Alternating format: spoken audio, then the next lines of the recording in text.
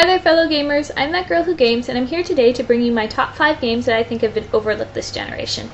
Number 1 is Enslaved Odyssey to the West. This is available on PS3 and Xbox 360, and it's available now for around $15 to $20 because it didn't get very much press when it came out, so it's been really overlooked. It actually ends up on a lot of overlooked games lists.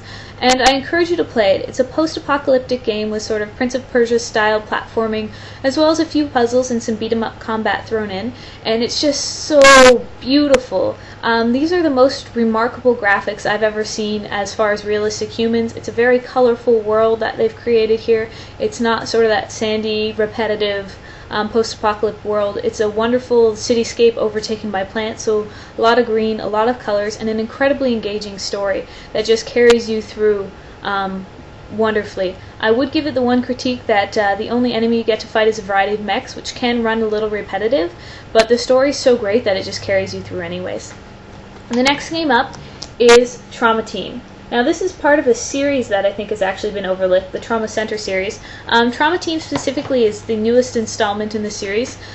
These are medical-focused games in which you do reflex-based surgeries and things like that. It's all about speed and accuracy in these games, so if you'd like a challenge, try them out, particularly on the more difficult modes. It's a very weird story in this game. You don't have to listen to the story to play the game, but I suggest you do because it's just so strange. For instance, you have a character who talks to ghosts, and another character who has amnesia, but he's serving a 900-year life sentence for a crime he committed, and another character who's the daughter of a crime lord in Japan, and another character who's a vigilante by night, but a surgeon by day, and just these kind of strange things.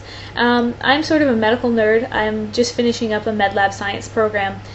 So I can tell you that apart from the made-up diseases, the medical information in here is really accurate, which was really helpful when I was studying and wanted to game at the same time I played this. It was a lot of fun. The next one up, you may laugh at, it is Princess Debut for DS. This game is actually a lot of fun. It's sort of a rhythm game with dating sim elements in it. However, it just is, it's easy to get into and challenging to master.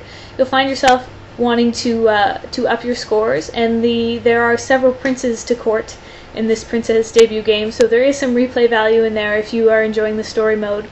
Trying to collect all the items, and there are a variety of modes in here, so you can play the ballroom mode and just do the rhythm games if you prefer, if you're not so into courting princes. But it is fun. It's a fun game, and it is aimed at a much younger audience, obviously, but still entertaining. The next one up, aimed at an older audience, is 999. 9 hours, 9 persons, 9 doors. That's the order it goes in. This is sort of an interactive novel almost, I would describe it. There's a lot of text and story in here, and apart from that, it's about puzzle solving. It's about gauging the reactions of the people you're with. The premises of the game is that you've been trapped on this ship, and if you don't escape in 9 hours, it's going to sink and kill everyone aboard. So there's a lot of intrigue and mystery with the other people that are trapped on the ship with you, cool puzzles to solve, and it forces you actually to do multiple playthroughs in order to get the good ending. For instance, I got what is called one of the several endings, the knife ending, and my character got stabbed out of the blue, and I was like, what happened? So it's kind of fun that way. That's a bit of a spoiler, but it is only one of many possible endings that you can get the first time through, so try it out. The next game I can't show you because it's a download game. It is My Life as a King. It's from the Wii Virtual Console service. It's a Final Fantasy Crystal Chronicles spin-off game, so you have the familiar races in there, such as the Ukes and the Selkies and your humans, and it's sort of a fantasy kingdom sim. As the name suggests, you are the king, so you don't actually go out and fight any enemies in this game. Rather, you control your city, you recruit adventurers to fight the enemies for you, to build up resources. Your ultimate aim is to defeat this Dark Lord, so you work on building up mage training halls and thieves guilds and warrior training halls and things of that variety so that your adventurers can train. You send them out on missions to collect resources and level up. And this, while it sounds simple, is incredibly tricky and addictive.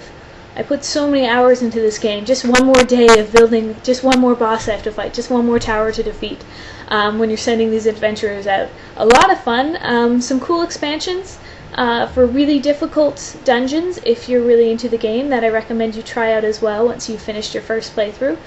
And yeah, those are my top 5 games you may have missed this generation so far. There are still games coming out. So I hope you enjoy, and I hope especially you try at least one of these games and enjoy it, because they're all great fun. And that's all I have for you right now. Thanks. Bye.